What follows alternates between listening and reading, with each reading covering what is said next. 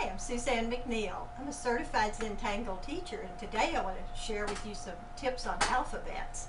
So here I have some wood letters, just some block letters I got at the craft store. So I've Zentangle. Here's other things inspired by Zentangle. Here's a whole, my next Christmas card.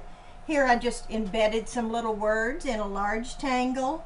Of course, love is always such a wonderful word. You might notice that I ran the border all the way across, so it had one continuous pattern across. So today we're just going to do a small tile. So I need a Zentangle tile, some micron pens. I like to get the whole set because sometimes I use thick and sometimes I use thin, and a pencil. So to start, here's my tile. I'm going to take my pencil, put a dot in each corner. Draw just a basic frame. It doesn't have to be a straight line. Zentangle is intended to be not perfect and to be all hand drawn. I don't know, when I was a little girl, my mother I was so upset because things weren't perfect when I did crafts, and my mother would always say, "You don't want that to look like it's made by a machine. You want it to look hand done. There's value in hand done." If I want to add my center, I can just add that freehand. And now I'm going to start with my Zentangle patterns. Oh, forgot to draw the string that runs across. So I just divide that up. It gives it a lot of, see how much more interesting that is than just a plain A. So now I'm going to take, and I am going to outline the A with my 01 micron pen. I just love these micron pens. The permanent ink is so black, and if I later choose to add some color, it's perfect for the microns because they don't bleed or run, and they won't fade with time. So now that I'm ready to start my A, here's an index out of one of my books, and each one of my books has an index. This one has 40 tangles. So I can choose from any of these. Inside the book are all the step outs, but now that I've learned how to do them, all I need is my index to refer to. I'm just going to bring this over a little closer. In this area, I'm going to be doing one called Yin Cut. This is actually from Rick and Maria, the inventors of Zentangle.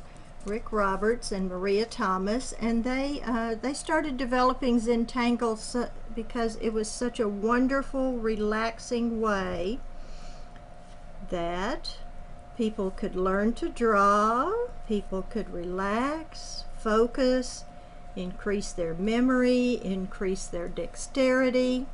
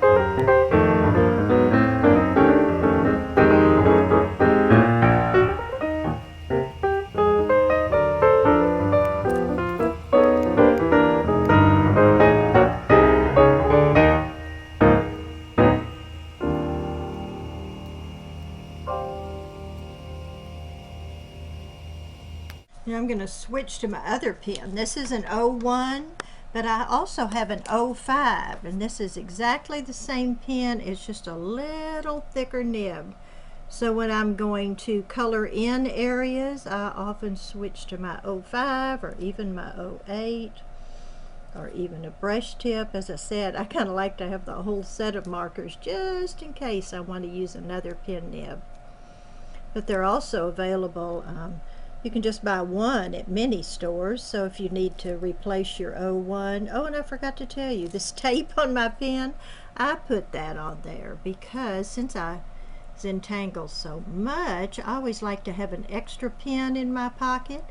And the one I'm using, I put tape on. Then when I run out, I know that the other one is brand new and I can start using that and throw the old one away. It is amazing how long these pens last.